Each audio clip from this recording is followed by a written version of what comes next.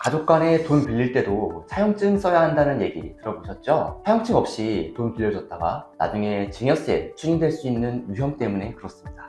오늘 소개해드릴 내용은 이렇게 차용증을 작성하고 이자와 원금까지 금전대차 계약대로 지급해 나갔는데도 증여세를 추징당한 사례입니다. 가족 간 차용증을 쓸 때 돈을 준 게 아니라 빌린 것이라는 실질 입증을 위해서 소액이라도 이자나 원금 상환 내역을 꼭 남겨두는 게 중요한데요. 추징 사례에서의 과세 논리는 무엇인지, 추징을 피하기 위해서는 어떻게 해야 하는지, 이런 추징의 대안으로 가족법인을 이용했다면 어떻게 될 것인지까지 살펴보도록 하겠습니다.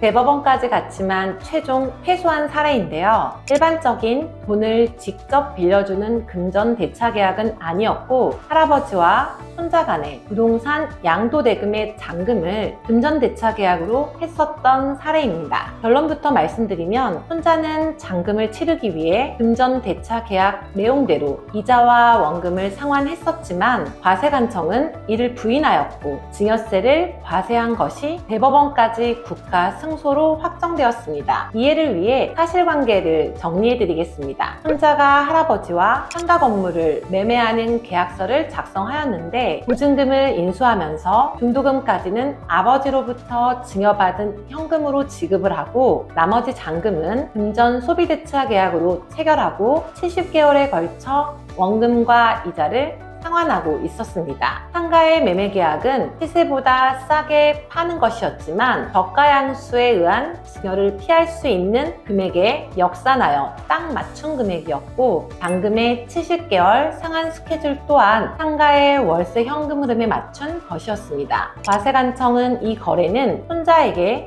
건물을 증여할 것을 목적으로 사전적으로 조세 부담을 피하기 위해 거래 형식을 임의로 만들었다는 주장이었습니다. 일반적으로 가족 간에도 이자 원금을 차용증대로 지급해왔다면 돈을 그냥 준 게 아니라 빌려준 것으로 보기 때문에 이를 소명 근거로 쓰고 있습니다. 하지만 이 사건에서 일반 금전대차 계약과 차이점은 바로 가족 간의 부동산 양도라는 사건이 낀 금전대차 계약이었다는 것입니다. 양도한 재산이 끼면 뭐가 달라질까요? 상생세법에 이런 조항이 있습니다. 배우자나 직계 존비속에게 양도한 재산은 양도의 형식이라도 증여받은 것으로 추정하겠다는 내용인데요. 추정이라는 것은 무조건 증여로 보겠다는 것이 아니라 진짜 양도거래로 소명을 한다면 증여로 보지 않겠다는 뜻입니다. 상생세법은 대가를 받고 양도한 사실이 명백히 인정되는 경우를 따로 정하고 있는데요. 대가를 실제 지급한 것이 객관적으로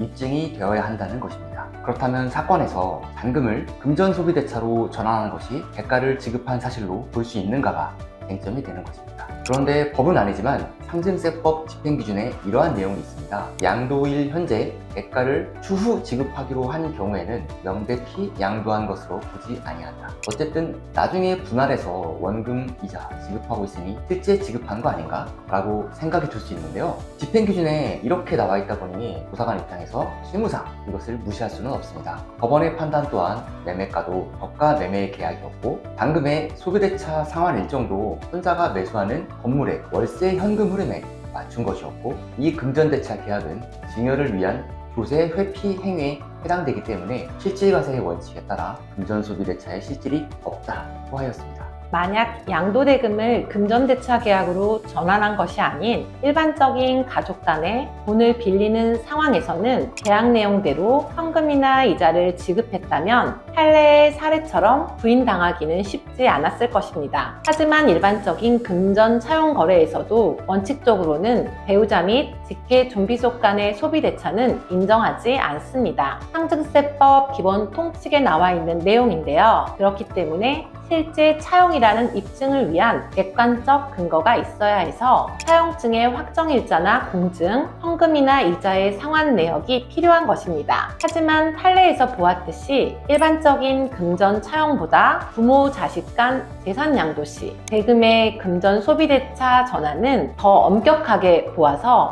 차용으로 인정받기 어렵다는 점 꼭 알아두시길 바라겠습니다. 만약 똑같은 상황에서 할아버지가 자녀 가족법인에게 양도한 것이라면 어땠을까요? 기본적으로 위에서 언급한 증여 추정 규정들은 배우자와 직계 좀비 속반에만 해당됩니다. 자금을 빌린 당사자가 법인이라면 증여 추정 규정에 해당이 안 되기 때문에 과세관청 입장에서는 오로지 실질과세의 원칙으로 과세 근거를 찾아야 하고 조세 회피라는 입증 책임이 기본적으로 과세관청에 있게 됩니다. 자녀가 주주인 법인이라 해도 법인과 주주는 법적 분리된 객체이기 때문에 법인에 경제적 혜택을 주었다고 해서 법인이라는 형식을 마음대로 부인하기는 쉽지 않습니다. 다만 조세 회피만을 위한 법인 설립이라는 정황과 근거들이 밝혀진다면 실질과세의 원칙을 피할 수는 없습니다. 또 다른 장점은 같은 금전대차 계약이라도 자녀가 부모에게 직접 빌리는 것이 아닌 가족법인을 통해 자금을 빌리게 되면 가족법인의 주주가 자녀 1인이라 하더라도